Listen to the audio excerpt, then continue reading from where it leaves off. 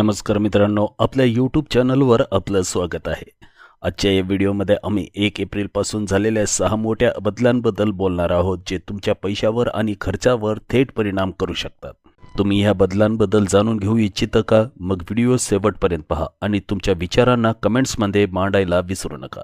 चला तर मग सुरू करूया। मित्रांनो, आर्थिक वर्ष 2024-25 हे 31 मार्च रोजी संपलेले आहे। केंद्रीय अर्थसंकल्पात केलेल्या अनेक घोषणा लागू होणार आहेत। यापैकी काही घोषणांचा थेट परिणाम तुमच्या खिशावर होईल, ज्याद्वारे तुमचे पर्सनल फायनान्सचा लेखाजोखा ठरवला जाईल। त्यापैकी नंबर 1 चा बदल आहे TDS मधून सूट। केंद्रीय अर्थसंकल्पात निर्मला सीतारामन यांनी TDS नियमांमध्ये बदल करून मध्यमवर्गीय आणि वृद्धांना दिलासा दिला आहे। यामध्ये ज्येष्ठ नागरिकांच्या व्याज उत्पन्नावरील TDS मर्यादा ही पूर्वी 50,000 रुपये होती, ती आता रक्कम 1 लाख रुपये किंवा 1 लाखाहून अधिक झाल्यावर सरकारला 10% TDS भरावा लागेल।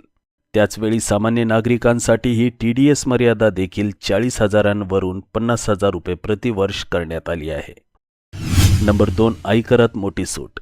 केंद्र सरकारने अर्थसंकल्पीय घोषणांमध्ये पगारदारांना मोठा दिलासा देत 12,75,000 रुपयांपर्यंतचे वार्षिक उत्पन्न करमुक्त केले आहे।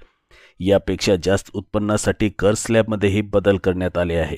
हे कर स्लॅब 1 एप्रिलपासून लागू होतील, म्हणजेच 1 एप्रिल नंतर 12,75,000 रुपये किंवा त्यापेक्षा कमी पगार असलेल्या कर्मचाऱ्याच्या खात्यात पूर्वीपेक्षा जास्त पैसे येतील। नंबर 3, टोल टॅक्समध्ये मोठी सवलत मिळू शकते। तर मित्रांनो, बिझनेस टुडेच्या एका कार्यक्रमात केंद्रीय मंत्री नितीन गडकरी म्हणाले की 1 एप्रिलपासून नवीन टोल नियम जाहीर करण्यात येणार आहेत। त्यांनी संकेत दिले की या नियमांमुळे लोकांना मोठा दिलासा मिळणार आहे। जर लोकांना मोठ्या प्रमाणात टोल भरण्यापासून दिलासा मिळाला तर त्याचा थेट परिणाम प्रवाशांच्या खिशावर होईल। याशिवाय माल वाहतुकीचा खर्चही कमी होईल, ज्यामुळे महागाई आणि वाहतूक खर्चावरही परिणाम होईल। नंबर 4, LPG आणि CNGच्या किमती वाढू शकतात। मित्रांनो, आंतरराष्ट्रीय बाजारात कच्च्या तेलाच्या किमतीतील चढ उतारांमुळे LPG म्हणजे स्वयंपाकाचा गॅस आणि CNG म्हणजेच नैसर्गिक गॅसच्या किमती वाढण्याची शक्यता आहे। सरकारने अद्याप या इंधनांच्या किमतीत वाढ करण्याची अधिकृत घोषणा केली नसली तरी ग्राहकांनी येत्या काही महिन्यात किमती वाढीसाठी तयार राहावे। जर ही वाढ झाली तर त्याचा परिणाम लोकांच्या खिशावर तसेच वाहतूक आणि मालवाहतुकीच्या खर्चावर दिसून येईल। नंबर 5, बँकिंग शुल्क वाढू शकते।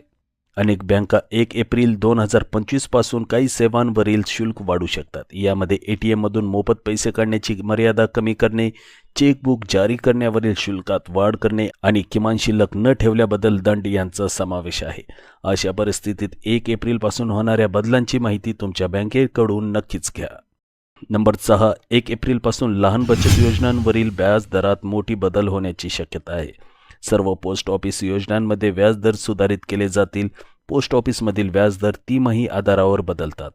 Post office time deposit scheme, post office recurring deposit scheme, ज्येष्ठ नागरिक बचत योजना, राष्ट्रीय बचत प्रमाणपत्र, सार्वजनिक भविष्य निर्वाह निधी, किसान विकास पत्र, महिला सन्मान बचत प्रमाणपत्र, सुकन्या समृद्धी खाते योजना यासारख्या इतर योजनांमध्ये गुंतवलेल्या पैशांवर व्याजदराचा परिणाम होईल।